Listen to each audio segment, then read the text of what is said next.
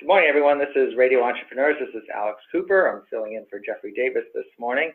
Our next guest is Howard Brodsky from CCA Global, which is quite a global industry. It's the largest retail flooring company in the world, and he's moved into some other areas as well that he'll tell us about later on. So good morning, Howard. Thank you for joining us today. Good morning, Alex. It's very nice to be there. So can you tell us a little bit about what CCA Global is? Sure.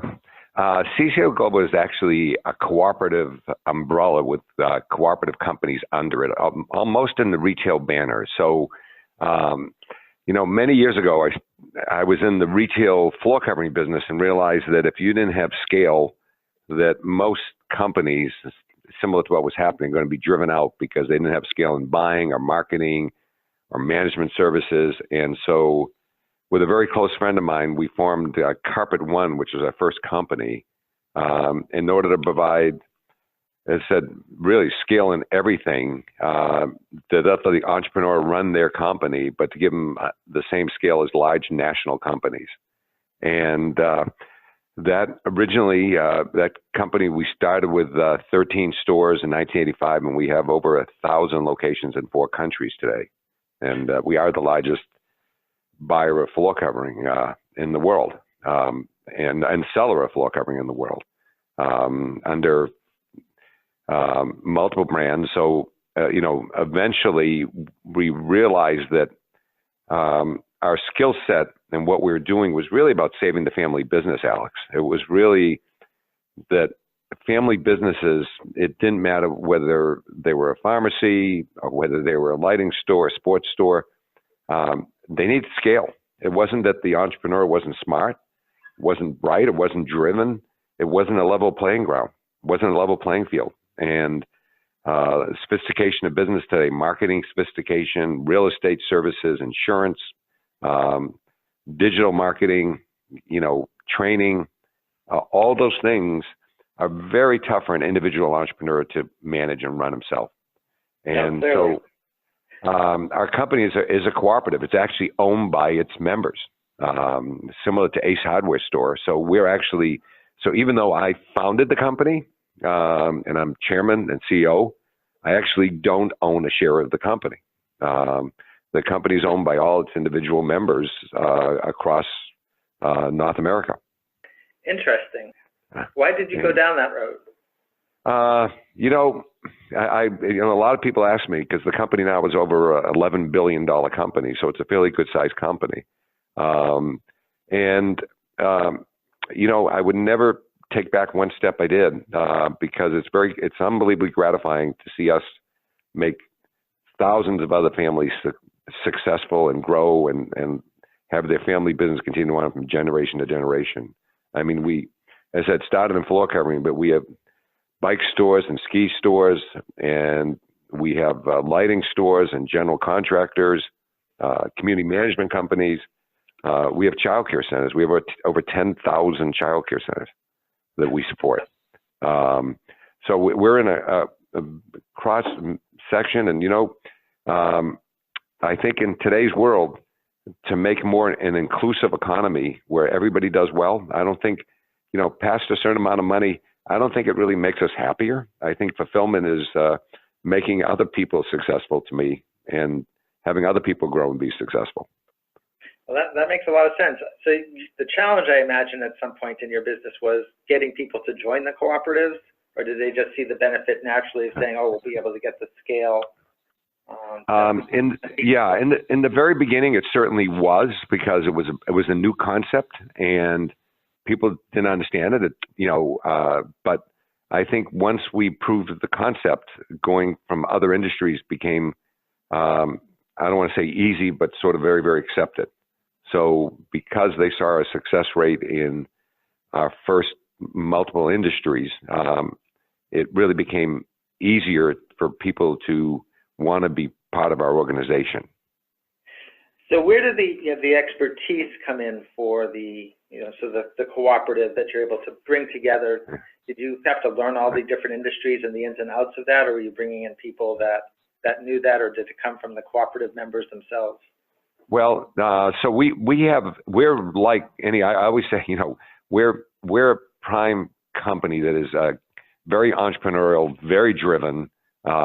We are very successful and make a lot of profit. Just the profit is returned to the shareholders, which shareholders happen to be the store owners.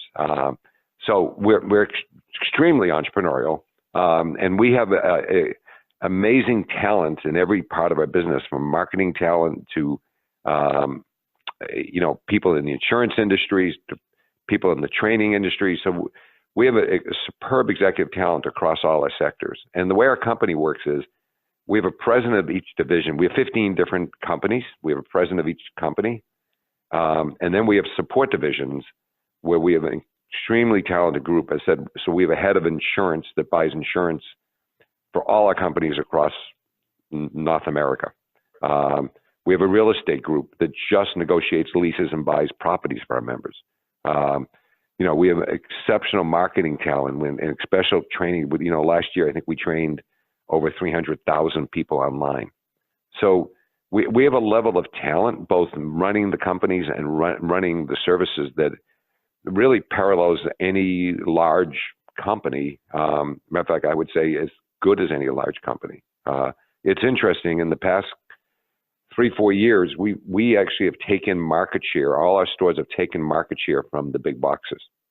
So we're not, our goal is not just to survive, but to thrive. Mm-hmm.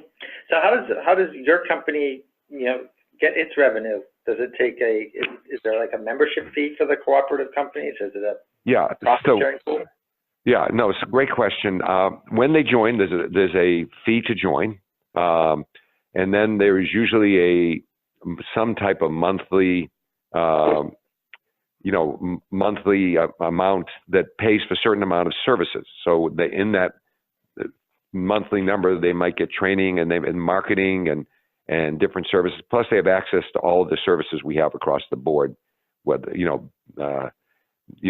for product services, obviously, what we're buying at, because we're buying it, very, very large quantities across all our different companies. So we get revenue from, and also our typical model is if something normally would cost, just say we save somebody on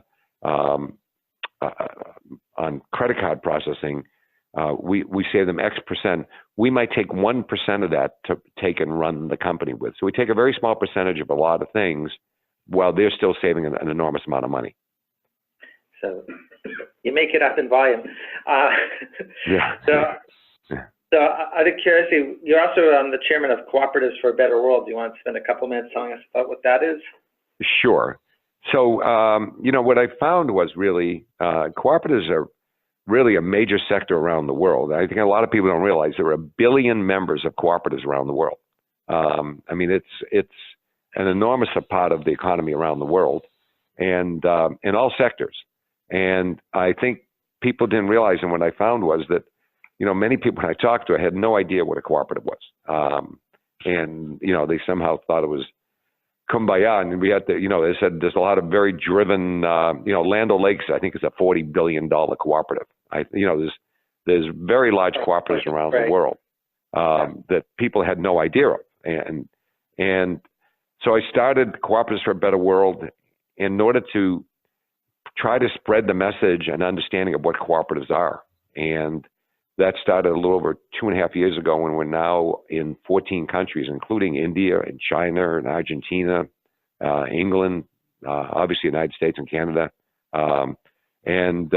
It's really about to have cooperatives, have employees and members of cooperatives. Oh, yeah, there's 1 billion members. If just the members understood more what all the different sectors are, would make an amazing difference.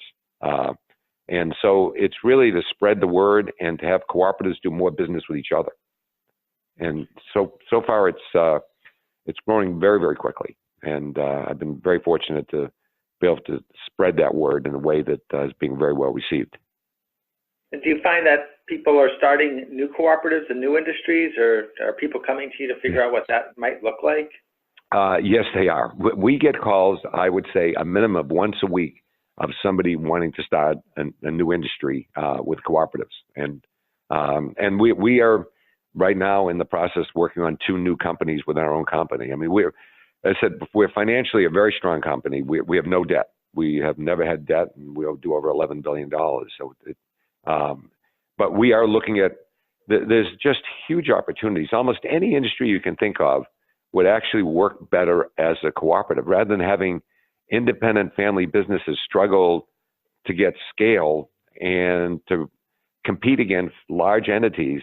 We really give them all the scale they would ever need and let them run their business. They don't have to worry about the business services. They don't have to worry about marketing. They don't have to worry about store design or real estate or purchasing. We give them the same talent and the same scale as they could have if they were part of a Walmart. That's very interesting. On the closing question, I wonder if you think of that, what Amazon, JP Morgan, and Berkshire Hathaway are doing in healthcare. Does that sort of fit your model of cooperative? First of all, I think it's fascinating, and I think the healthcare sector, if any sector needs reengineering, it's that. And if anybody could do it, it's probably Jeff Bezos and Jamie Dimon and Warren Buffett. So I think it's the right trio. They have money and talent. The healthcare is one of the obviously more complex, costly elements of running any business. So far, the laws have not permitted businesses across different states to group together to buy healthcare, and you need enough scale so that you have a population mix that's spread enough. So, we look with great interest as they develop that, and they're developing it as a nonprofit. They said so. We look to great interest that maybe somebody brings some new talent to healthcare, because I think that currently the insurance companies are dictating price, and it's a very inefficient system. Yeah. Well, thank you for joining us today. So if people want to get in touch with you to learn either more about what you do at CCA Global or Cooperatives for a Better World, how would they do that? Just H. Brodsky, BRODSKY, at CCAglobal.com. And if they want to look about cooperatives, our company is CCAglobal.com, and the other is Cooperatives for a Better World. .coop. Terrific. Well, thank you for joining us this morning, Howard. Alex, I appreciate it very much. It was nice being on. Thank you. This is Radio Entrepreneurs. We'll be right back after these messages.